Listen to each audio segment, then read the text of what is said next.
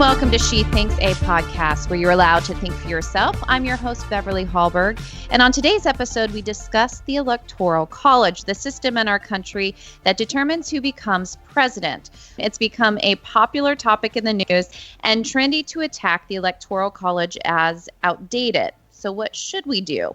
Do we need to modernize our system so that a national popular vote determines who leads this country? Or are there important reasons why our founders put the Electoral College in place?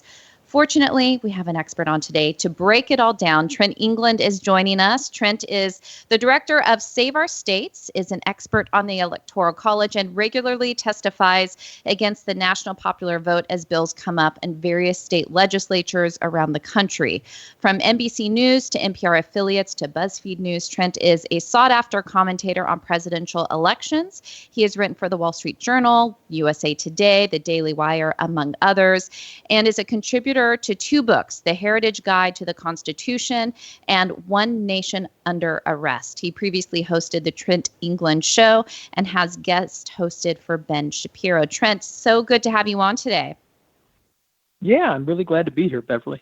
So since you've hosted your own radio show before, you can give me tips if there's anything I need to change. So I'm glad we have an expert radio host and podcast star on here as well. But to just kind of start us off today, I thought we would just start from the beginning. Let's talk about the Electoral College. What is it? How does it work? Break it down for us. Yeah, it's not as confusing as some people think, I hope.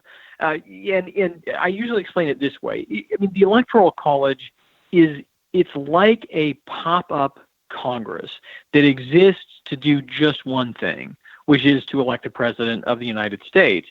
And just like Congress, right, these are actual elected officials. Presidential electors are real people. They're elected officials elected in the states. And when we think about a presidential election, we usually just think right past all of that. It'd be like thinking about Congress, but just thinking about the laws that they pass. I mean, that's the end result. But there is this process that has to happen. And so, here in Oklahoma, where I live, the political parties, the Democrats, the Republicans, and the Libertarians are on the ballot in 2020. So they will each get together at a state party convention next year. They will nominate people to be their presidential electors.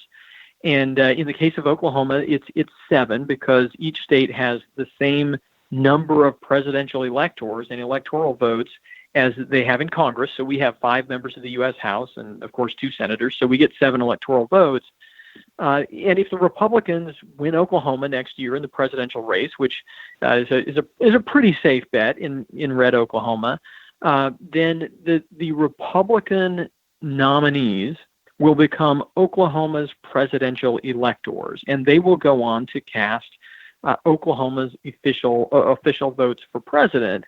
So, I mean, again, it's sort of complicated. I mean, it's more complicated than just having a direct election, but it is just like Congress, and that's not a mistake. That's the reason why it was created. The founders liked the compromise that created our Congress in the Constitution, and when they got to figuring out how to elect a president, they said, "Hey, let's use that compromise. Let's respect states.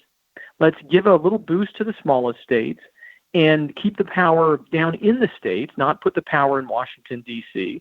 And they came up with our Electoral College, which we've used with very minor modification since the very beginning of our country, since George Washington.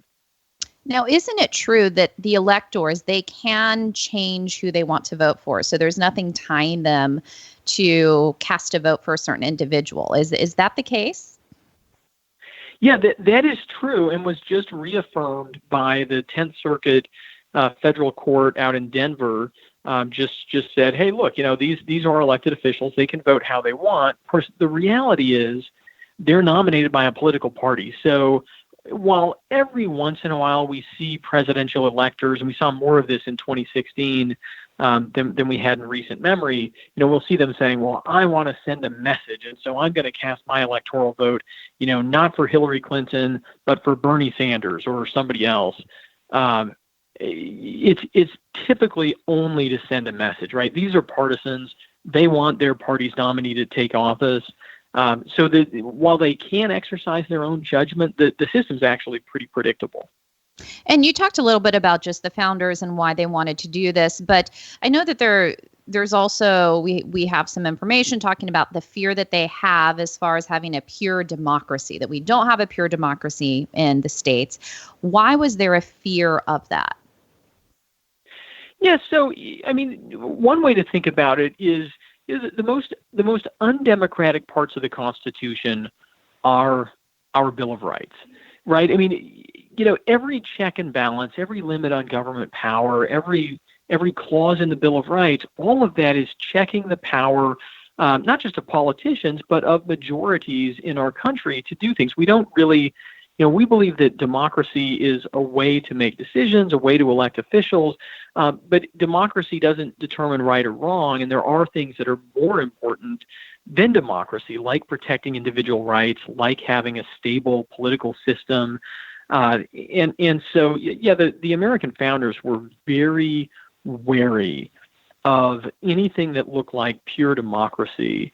And at the Constitutional Convention, actually, James Madison stood up talking about presidential elections, and he said, look, a direct popular vote sounds really good. And Madison basically says, hey, look, in theory, I could go for that, right? Because it sounds simple and it's easy to understand. But the problem, Madison said, is that in practice, in real life, the way it would actually work is that the biggest cities would just be in control all the time, and nobody else would really have a voice. And the funny thing is, James Madison was concerned about two states, and really two urban areas, one of them being New York City, and that hasn't changed, right? I mean, New York City is still the big city in the country, one of our biggest cities in the country, and still has tremendous political power. We could add to that Los Angeles and Chicago now. And the other for Madison was Virginia. Virginia was a very populous state. And of course, Virginia and the DC area still has quite a bit of political power. So, James Madison, almost 250 years ago, recognized some of the same problems that we would run into today if we just had a big national election. Now, of course, the controversy over the Electoral College usually picks up if the national popular vote is larger, so it goes to one candidate, but the Electoral College actually goes for another candidate. So there have only been 5 U.S. presidents who've won the Electoral College without receiving the most votes nationwide. So most recently, the current President Donald J. Trump in 2016, you had George W. Bush in 2000, but it had been since 1888 prior to that. Benjamin Harrison, then you had Rutherford B. Hayes in 1876, and John Quincy Adams in 1824. So are you finding that this is a topic of conversation just because it's happened now twice since 2000 and that it went in the way of the Republicans against the Democrat? Is that why we're seeing this?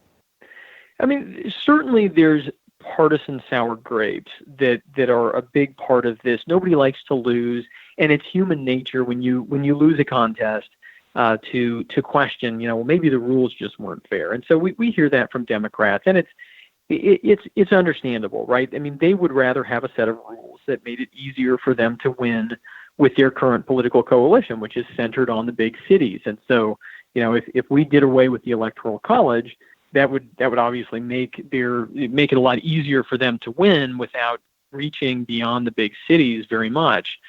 I think that's a big part of it. I think we also have just a challenge in our country that a lot of people they've forgotten the importance of checks and balances and limits on power. And I think a lot of Americans have gotten so used to our country being very successful, and we haven't done a great job of teaching history, that people think, well, we could just simplify all this. Let's, instead of trying to learn about the Electoral College and understand why this is a good thing, let's just throw it out and do something simpler. And, people have forgotten the lessons of history that our founders knew so well. And I want to let everybody know that's listening that Independent Women's Forum has some great resources on this. If you go to IWF.org, there is a link to an Electoral College legal brief. And also, if you want to take a quiz, it's kind of fun. You should take the quiz after this podcast. You can see how well you understand elections and the Electoral College. So a couple quizzes on that. Do check it out. But Trent, I want to turn to really some of the recent attacks we're hearing about the Electoral College, most recently by Congresswoman Alexandria Ocasio-Cortez, who has called this racist. She calls it a scam. The narrative on this is going to a new level. What do you say to people who claim that this is a racist system? Well, this has become, for some people, the laziest way for them to attack whatever they don't like in our Constitution, right? I mean, she's not out there claiming that First Amendment freedom of speech is racist, but of course, the First Amendment was added to the Constitution by the founding generation right after they approved the Constitution. I mean, she's not claiming that the House of Representatives is racist. They pick and choose whatever they don't like in the Constitution they claim is racist because it's easier than thinking. And that's really the problem. I mean, if you go back and look at the politics that created the Constitution, of course, there was politics and there was compromise. The reality is that the states and the areas they were trying to protect with the Electoral College were not all in the South. They weren't all in the North.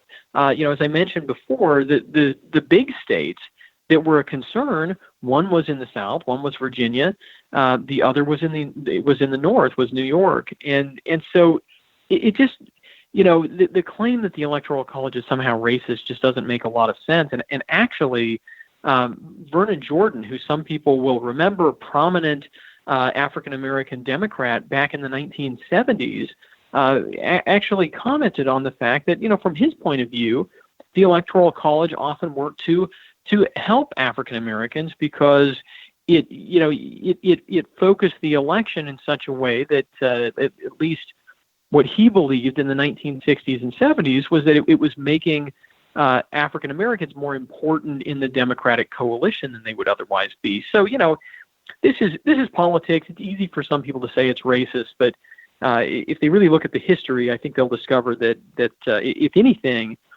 the opposite is the case. And actually, Beverly, you mentioned a couple of those elections after the Civil War, 1876 and 1888.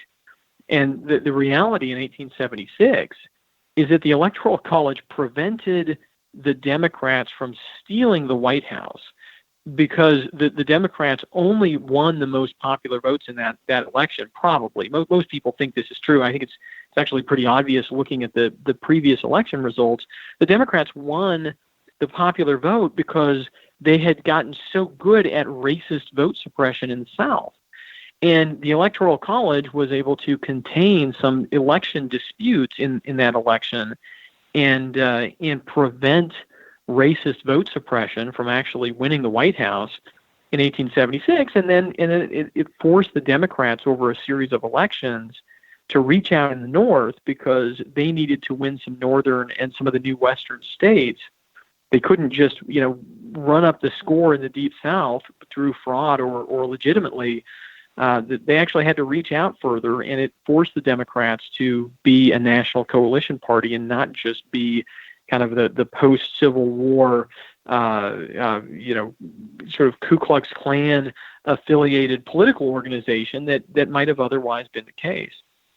Well, I know with your organization, you're fighting to keep the Electoral College in place because of even the historical examples you just mentioned there and why it's so important. But yet you do have people who are still waging a war against the Electoral College. So is part of this trying to get it changed prior to November 2020? And if so, what type of ways do they want to change this? What are the two fronts they're waging this on? Yeah, I'm really glad you asked that question because a lot of people tell me, well, hey, look, they just can't do this. They'd have to amend the Constitution, and that's really hard, and it's not going to happen. And that's, that is correct in the short run, at least. It's hard to amend the Constitution. We can thank the founders for that. And so while there are amendments that have been proposed in Congress, they're not going to go anywhere in the short run. But the strategy that they're using, and the reason I created Save Our States 10 years ago, is because after the 2000 election, some very wealthy Al Gore supporters got together and said, we want to find another way to get rid of the Electoral College that's easier than amending the Constitution. And what they came up with is called the National Popular Vote Interstate Compact, or people just call it NPV, National Popular Vote. And here's how it works. And this is really, you have to give them credit. This is very clever. State legislatures have, under our Constitution, a lot of latitude in how these presidential electors get selected. And so National Popular Vote is a piece of state legislation where states can say, hey, we're just going to ignore how people vote in our state. We're not going to elect our presidential electors based on what the people of Colorado think or New Mexico or wherever. We're going to elect our presidential electors based on the national popular vote. So if people think this through, if enough states do that, then it basically hijacks the Electoral College and changes it from being a state-based system to being a direct national election. So again, it's very clever. Now, they put a trigger in it. It doesn't go into effect just because New York has passed this, Rhode Island, Connecticut, Massachusetts, New Jersey, California. There are 15 states that have passed this, but it doesn't take effect in any of those states unless they get enough states that they would actually control the outcome of the election. And they get enough states where they would have 270 electoral votes or more, and that's a majority that controls the outcome of presidential elections. So that's what I've been primarily working against, because not only would they hijack the Electoral College and basically eliminate all the benefits of the Electoral College, keeping power over elections at the state level and preventing regionalism and all these things that the Electoral College does for us, it's also a really unstable way to change our election system. And I was actually just reading something written by one of the attorneys who came up with this whole national popular vote scheme. And he said, well, what we really want is to just create so much instability that people will then amend the Constitution and throw the whole thing out. So that's really their end game. But we have to fight against this national popular vote interstate compact in states around the country and help state legislatures understand just what a dangerous and short-sighted idea it would be to get rid of the Electoral College. And in your opinion, you mentioned the states that they've already seen success in. What is the likelihood that they would be able to get rid of the Electoral College this way? Is it something where you say in the near future this could happen if organizations like you aren't fighting against it? I mean, yeah, the challenging thing is that the Electoral College it's sort of obscure, and it is, on the one hand, it seems like a national issue. On the other hand, they're doing this in state legislatures, and so there isn't really anybody else out there working against this in all the states across the country, which is what we do. We've managed to stop this in state after state, and it's true. If we weren't there, this already would have taken effect. If not only by 2020, it may have taken effect before 2016 if we hadn't been doing this work for the last decade. So it's a real threat, and we are very concerned that they know they probably it's very unlikely they could get this done at this point before 2020. But we have seen their whole campaign really gearing up this year. They forced it through in Colorado, New Mexico, Delaware, and Oregon. Now, Colorado, thankfully, we have got it on the ballot to repeal it next year. So Colorado may repeal national popular vote next year, which would be a great win for our Constitution. But no, Save Our States is we are doing everything we can to fight this, and always looking for allies in the states who want to help us educate legislators about just how important our system of states and our Constitution are. And just in wrapping up, final question for you. I'm just curious, if somebody out there is listening and they say, I want to be an elector, I want to be able to cast a vote for my party, how does somebody become that? Where do you go? What do you do for that? That's a great question. So those people come from their political party. So if somebody's a Democrat, then they need to get involved in their Democrat Party politics. If they're a Republican, they need to get involved with their Republican Party. Oftentimes that starts at the county level. Pretty much always starts at the county level, or even below that at the precinct level, where people show up to those meetings and get involved and make themselves known to people and volunteer in the party. And once the state political party conventions happen next year, then they can say, hey, I want to run for this. And the parties will actually, they'll vet people because they want to make sure that people are going to vote for their party's nominee. And then they'll hold a vote at the state political party conventions next year and nominate people. And if your party, wins the presidential race in your state, then you get to be a presidential elector. Well, there you have it. Now people know how to go and do it. So, Trent, thank you so much for letting us know how we can do that if we'd want to, but also for all the work that your organization is doing and that you personally are doing.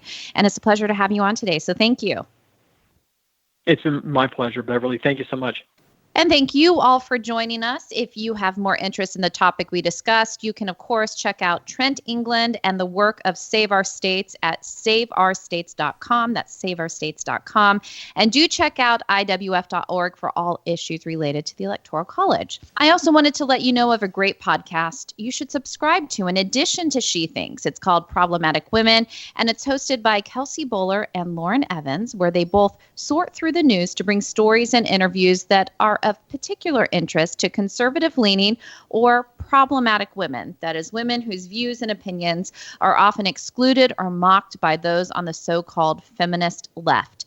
Every Thursday, hear them talk about everything from pop culture to policy and politics by searching for Problematic Women wherever you get your podcasts. Last, if you enjoyed this episode of She Thinks, do leave us a rating or a review on iTunes. It does help, and we'd love it if you shared this episode and let your friends know where they can find more She Thinks episodes. From all of us here at Independent Women's Forum, thanks for listening.